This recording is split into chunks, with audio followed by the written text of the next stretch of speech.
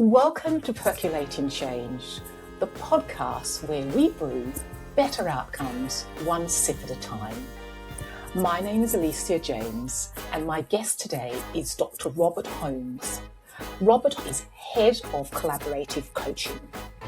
He is an award-winning expert in human behaviour, focused on executive development and team building through collaborative leadership, formation and strategic change. Robert's pioneered the field of neuro-coaching, personal brain-based change. He works with clients to develop and implement strategies to enhance capability, build resilience, overcome roadblocks, and examine beliefs or perceptions that are getting in the way. His career has covered neuropsychology and sociology, change management and behavioural economics, stress and resilience, facilitation, coaching and high performance.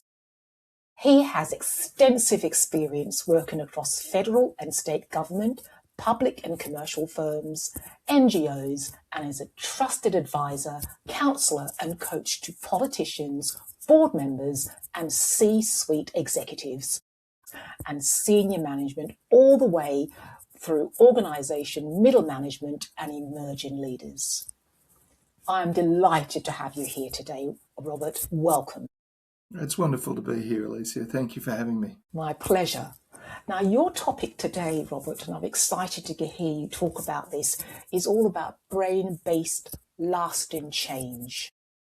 Can you sum up what that means? Yeah, fundamentally it means that any behavioural change that we're looking for in ourselves or our clients has to be based in changes in the brain. So our neurology, our decisions, our beliefs need to be changed first, and we need to keep working on those as we expect to see those changes flow through. And how do you use this then? Give me an example. How do you actually use brain-based change?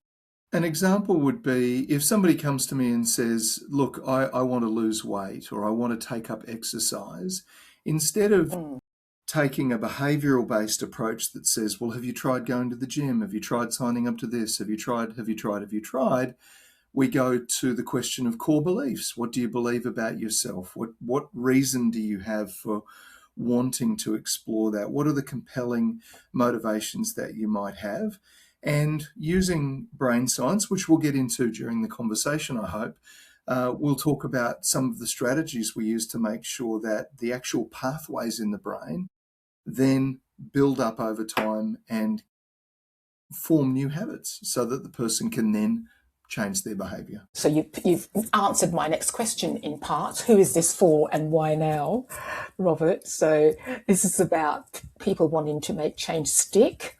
Look, absolutely. Anytime a person feels stuck, whether individually or maybe in a relationship or maybe they're developing a team and they getting stuck with the dynamics, the interpersonal dynamics, sometimes we come to a career point inflection or we get stuck in an organisation and we don't know really what to do differently. So today I was hoping we'd focus on two simple coaching ideas. One is managing our state and the other is seeing that we have choice in the moment. And managing our state, focus is that about us? When you say that, could you give a bit of an insight on what that means? When you say Sure. Managing your state, is that personal? Managing? Yeah, the state that we're in. So our personal state is moment by moment. It's made up of our neurology, so what's going on in our head, or actually our three brains, our head, heart and gut brain. So our neurology, our thinking, if you like, or our beliefs. It's made up of our biology, so what is our physical system, physiology, sleep and so forth. And then it's also made up of our neurochemistry. So what are the chemicals that are flowing through our body as a result of what we're eating or our stress response and so forth?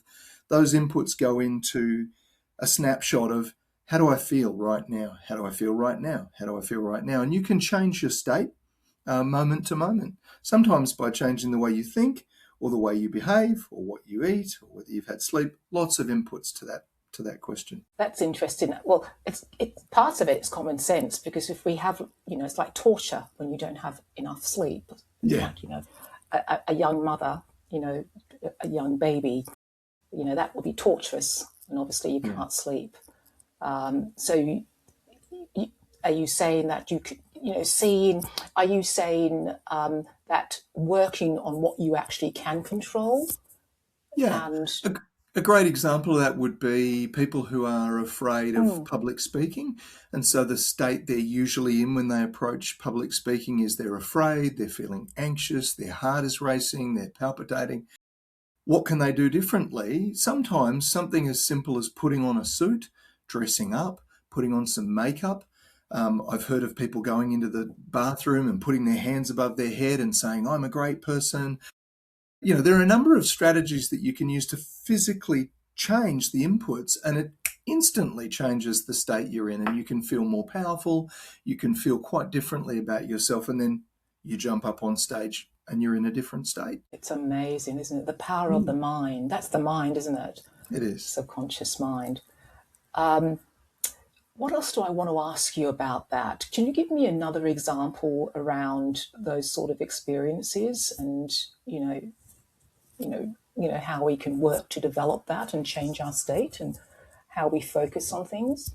Well, I think the first insight is to realize that you have choice in the moment. You have the ability to change. So often we run into people who just feel stuck, right? So they don't believe that they have control. They say, I feel out of control. I have no control over the way I feel. My feelings are big. I'm an anxious person. I'm a depressed person. I'm a whatever it is. And so the first insight is to sort of pause and say, well, you can't actually change what you can't see. So the first thing I need to do is help you with your cognitive blindness. I need to help you see that you have a blind spot, right? And that you do actually have the power and control to change the way you feel, because feeling comes at the end of a series of other things that are actually inputting to how you feel. It feels to us in the moment like feelings happen first, but actually they come out of somewhere else. And so we, follow that all the way back up. It's a matter of self-awareness. It's a matter of being aware of our responses, maybe our preferences, our biases, the way we make generalizations. All people all the time are always against me. You hear someone talk like that. Those people, they never listen to me. And so you begin to sort of help somebody become aware that that's what they're doing, and you're actually inviting them into a conversation about seeing and making choices. And maybe I can make that a bit more concrete by saying most of us enter conversations by assuming that the person we're talking to shares our experience, that we have a feeling, I feel angry, and we think anger means my angry to them. And when I use the word anger, or I hear them using the word anger, that means the same thing. Real empathy is to realize they're having a unique experience that belongs to them, and it's actually nothing to do with my experience of that emotion. It's their experience. And so you begin to realize, they're not having the same experience as me. I wonder what's going on for them, right? So the other way of thinking about that, and I like using this analogy with people, is to say, when you've met somebody, you form an image or an impression of them in your mind, and that thing is really a muppet. It's a mock-up. It's not the real person. And so what we need to do is sort of say, be in front of the person who's actually in front of you, not reacting and responding to the muppet in your head. And this happens in domestic relationships all the time. People arguing with the muppet and not the actual person who's turned up to talk to them. I like that. And is that linked, I'm going off topic slightly here, Robert, so bear with me. Is that linked to a memory you have of someone? So let's say you met them 10 years ago and they were a junior change manager, and now 10 years on, that's how you've remembered them. So you're speaking to them like you would a young, Absolutely. inexperienced change person, or a project manager, whatever the job description is. Absolutely. So you're saying, look at the person who is in front of you and communicate with that muppet, if you will, not the Correct. one that you thought you. And so you we need to had. upgrade the I mental really like. model and realise that person's grown and changed and had capability uplift and development. Certainly, they're going to carry some of the same tendencies as before. And it is true in psychology. That's why they always go back to the relationship with your mother or the relationship with your father. There's some real validity to that. But realise you're not dealing with a 9-year-old, you're dealing with an adult who has learned those tendencies. And so we need to turn up to the person who's actually there. And this happened literally in a conversation I had this morning, where I had been representing a person at a party last night, and that person talked to me this morning and said, "Hey, I heard you describe me to someone else at the party, and I just want to say that's not me. I actually am this and this and this." And I thought, wow, I need to upgrade the model in my head of you because I'm clearly not representing you the way you'd like to be represented. It's so interesting, isn't it? It's so interesting. It is. So, but I'm going off topic again here. Was that upgrade warranted, or is it a perception they are thinking of themselves which no one else is seeing? Good question. So how do we get to the bottom of what's true? I know it's true for her, and so I was representing her, and I need to upgrade my mental model. I probably need to do a little bit of due diligence around seeing whether she actually is those things that she's saying. But she and I have known each other a good long time, so I hear the feedback and I think, yep, that's fair enough.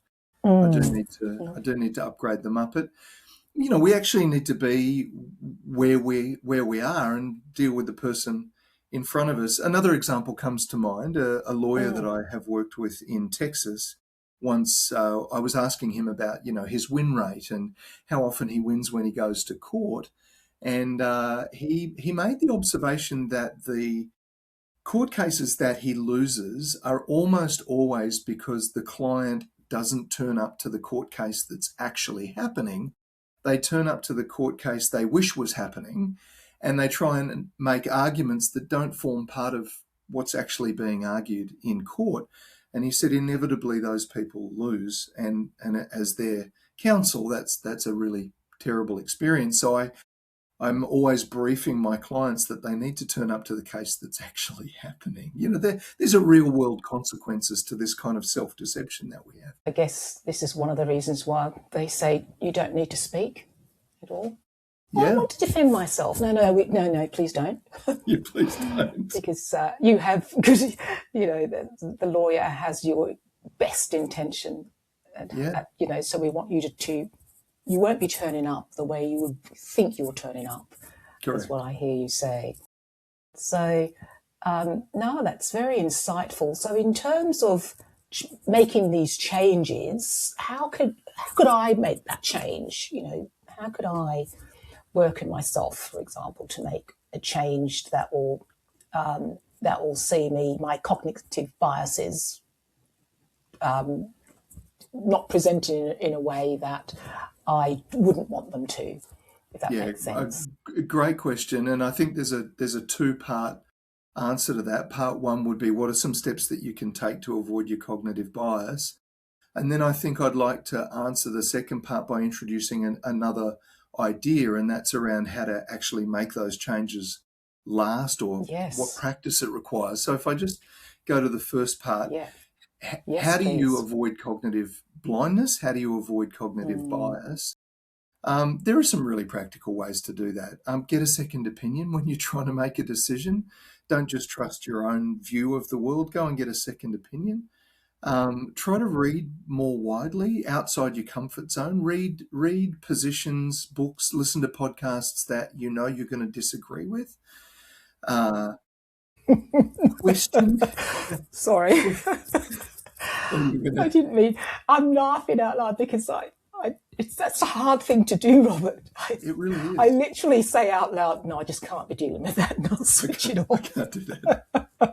I do that on purpose. I'm a fairly fitness oriented person, and I do long and middle distance running, and I have a cognitive bias. It's been pointed out to me that I am often unconsciously biased against people who are overweight, and I make the judgment or the assumption that they don't do enough exercise, right? So in order to confront that belief.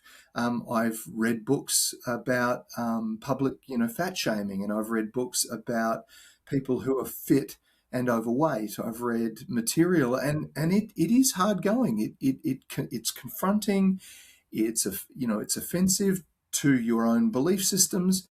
But what it makes you do is realize that you've gone through life assuming things that just aren't necessarily true or fair, and so that can help. That can really help. And the Yeah. third thing I think I'd say is try listening when other people disagree with you, right? If they take umbrage to your way of saying something, just pause for a second and ask yourself why they're confronting you, because it takes a lot of courage to confront somebody else about their position, right? Do you know what? I remember as a young girl growing up that I always thought my dad was going to say yes to something that I was explaining why I wanted it, needed it, whatever it was. And he always had that totally different person to my mother, who you knew she was going to say no anyway. So, you're just waiting for the ultimate to come out. But my dad always was very pensive, and he listened and he nodded, and then he would say, no, you're not going to do that. But I always felt as though I was heard. Yeah, isn't that fantastic? So, it was, I know, I always felt, it's a really good memory. My dad's not here with us anymore, but I always felt as though I was definitely heard, that, I always felt he was going to be in the affirmative and say, yes, off you go, daughter. It was still a no. But you felt heard, and that's Yeah. really important. Yeah. I felt heard, and that's so important. So, yes, to listen, that listening, it takes a while, doesn't it, to actually Really listen. important. I think that the second thing that occurred to me to answer your question was to say that the change we're looking for is going to take time, and we need to be a bit patient with ourselves and realize that cognitive change, real change, brain-based change, builds new structures in the brain, right? So the mechanisms for developing the change we're looking for are going to take practice. And the truth of it is, if you think about the way neurons connect with each other, they fire together, they wire together, they create new pathways in the brain that you can actually see when you look at fMRI scans. Those new pathways take 6 weeks to form with concerted effort and practice. So if you're practicing 2 to 3 times a week on the thing that you want to change, it takes 6 weeks for the pathway to even show up. And then it takes about 4 weeks to strengthen that. So if you think about a road that gets blocked off or broken in a flood, a bridge breaks down and they build a new, you've got to go this way now, there's a detour. Over time, that detour builds up and they open the pathways out and they, maybe lay some new tarmac and now everybody's going that way while they try and rebuild the bridge. It's exactly the same way in our brain. And so there is a lot of truth to the old adage that, you want to build a habit, you need to be at it for a good 3 months, right? So the time frame I've given you is 10 weeks. If you allow yourself 12 weeks, it really does take that long to build that new pathway in your brain. And I love that. And is that what I always thought it took 3 weeks, but you're saying it takes a good 6 weeks. And is that what we refer to as muscle memory? If you're driving and you've always gone the same route to work, and then you realise, oh God, I'm not going to work today. I'm doing something else. So that memory, is it similar to that? Interesting. Example, possibly. Muscle memory is the next level up, or next level down. Oh. The cerebellum at the back of your head, above the top of your neck, needs to take over for it to become muscle memory. So for that to happen, it's got to move from, you've maybe heard of people who become unconsciously competent. There's a 4-stage process from moving from unconsciously incompetent to unconsciously competent. And for that to take over, another part of the brain has to then take over the running of that program. So yes, you build up the program, and then a very deeply unconscious part of your brain needs to be wired in to take over that new program. So that actually takes another 3 months. So to become unconsciously competent at driving, for example. That's why I think it's fantastic and a pain in the neck that they make learner drivers do 120 to 150 hours of practice. There's some deep science sitting behind that. Very, very good reason. No, I absolutely love the way we do it here in Australia. You've got to go have your L's and then it's P's and then, Yeah. And before all that. That's not the case in the UK.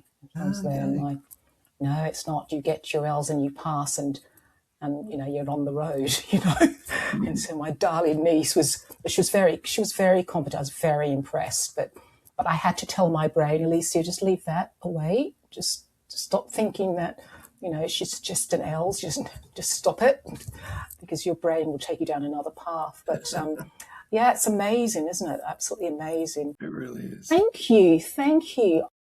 I really enjoyed this discussion about brain-based change, or change in the way we think and making it. And while she was telling all of while she was talking about this, I was thinking about all the biases that I've got within myself. We've all got these subconscious biases, and the examples that you've told about weight and all of that, and it's so relatable, because you can look at it. Sometimes you look at an overweight person and then you think all sorts of things that have nothing to do with the truth. Absolutely. Do they know how to do their job? Are they competent? It's nothing to do with their weight. It's just that unconscious bias. Yeah. So I'm going to start listening to podcasts that drive me around the bend. I'm going to start reading books and, looking at politicians that also don't, bring out the best conversations, just to develop that part of my capability with my brain. Yeah. So we're coming to the end of our conversation, but I'm interested, are there any myths or pitfalls you'd like to bust here, Rob, in the same context? There is. As we were talking, I thought there's a very common adage that you hear people say, that they're too old to change, the old dog, new tricks kind of thing. And I guess I want to encourage the listeners just to remember that's just not true. It's never true. Yes. When I was growing up, I won't tell you my age, but when I was growing up, I was told that you stopped growing your neurons when you were 18, and that you burned them thereafter. And neurologically, that's just simply not true. You have stem cells, you grow new cells your entire life. Neurologically, you learn and grow and change your whole life. And in fact, the day you stop learning is the day you die. You're never too old, and you're never too set in your ways to change or learn or do something differently to how you've done it before. Yeah. And that's linked to your body is never too old to adapt, and that's why people do fasting, isn't it? Yeah. Because when they fast for a certain number of hours, 24, 36, 72, their body has the capacity to fix itself. Regenerate. Yep.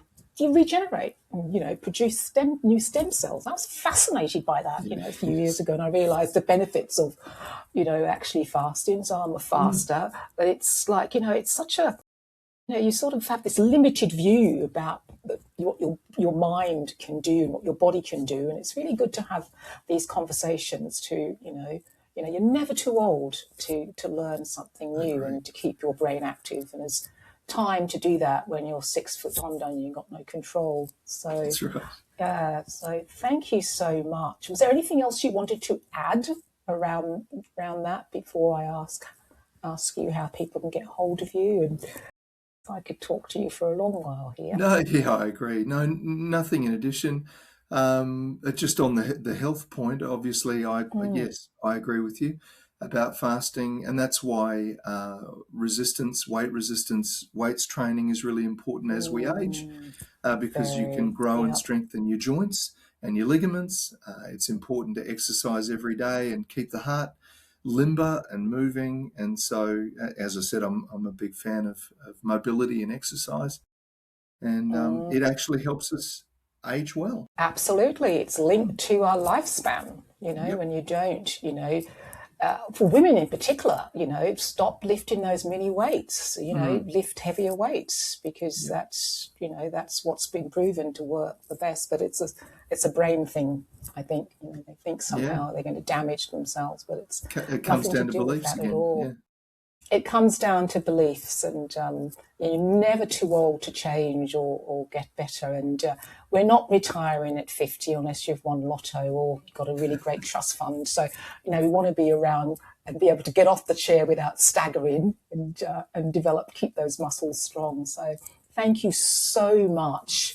I know you've got a great book out there, and thanks for sending me a copy. I'm going to start reading that book, Robert. So please tell people how they can get hold of you, and what else that you may have available coming up that people can tap into. Great. Look, I'd invite people to find me on the website, so at collaborate-coaching.com. The dash is a minus sign. Or write to me. You'll see my address there, or look me up on LinkedIn and connect with me there. And as you mentioned, yes, Limitless came out a couple of years ago. It's the neuroscience to change your mind. And it's available there on Amazon at the Australian site, and you can get printed copies too. Love that. Thank you so much for joining me on Percolating Change today. I've learned a lot. I'm sure that our listeners and our viewers are going to get a lot out of this. You've got such a wealth of experience, and I'm very, very fortunate that you've said yes to come on the show today. So thank you so much. And thank you, Robert. And to our listeners, please like and subscribe. If you've enjoyed this, I'll have all of Robert's details in the show notes. And so look out for the next short episodes coming up soon. Thank you.